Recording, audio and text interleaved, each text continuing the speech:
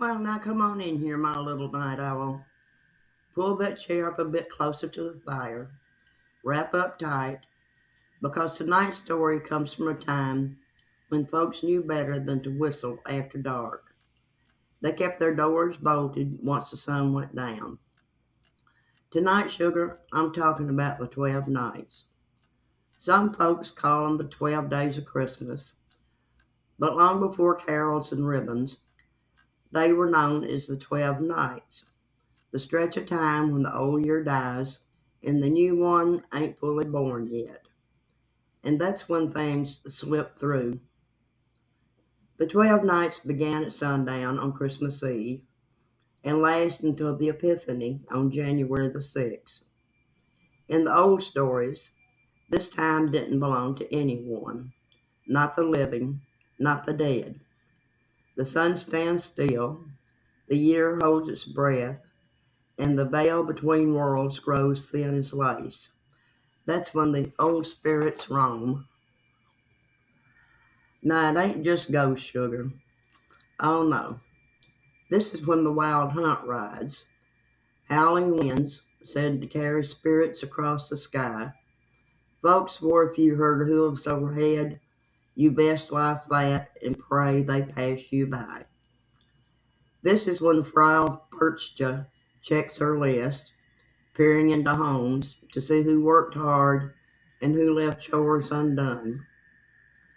This is when Belsnickel and Krampus roam the edges of the villages, rattling switches and chains, testing children once and last time before Christmas fades. And this is when the restless dead wander, souls who miss their chance to pass on, or who have unfinished business clinging to them like frost. People used to know better than to treat these nights lightly.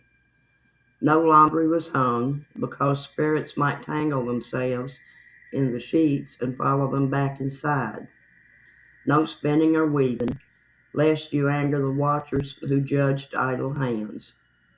No sweeping after dark, for fear you'd sweep away luck or invite something unseen to take its place.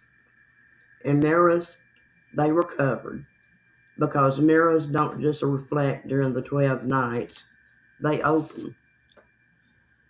Homes were kept warm with fire and candlelight, not just for comfort, but to keep darkness from settling too deep. Bread was left out, milk, porridge, or ale too.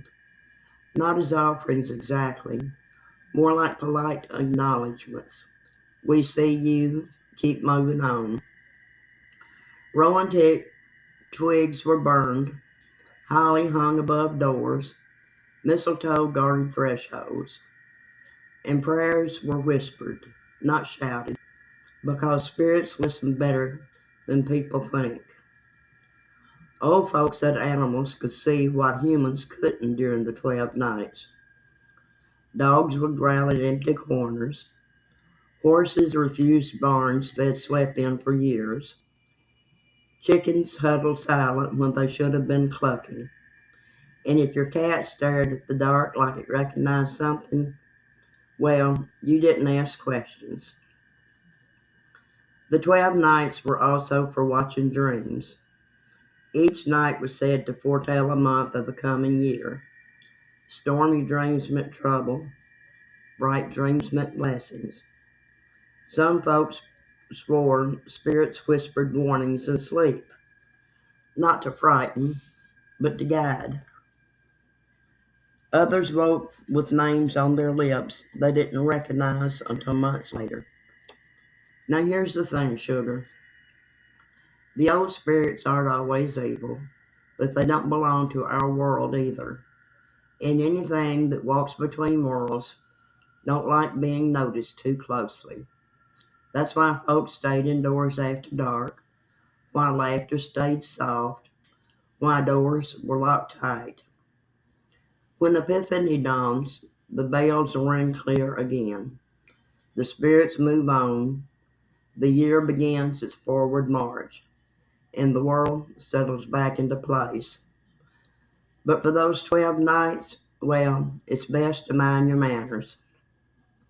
So if you feel watched between Christmas and the New Year, if the wind sounds like voices calling your name, or dreams feel a little too real, don't fret. Just keep your fire lit, your heart steady, and remember, the old spirits only roam when the year itself is unmoored. Now that's all for tonight, my dear. Sleep gentle, dream carefully, and I'll see you next time when Granny's got another story waiting by the fire.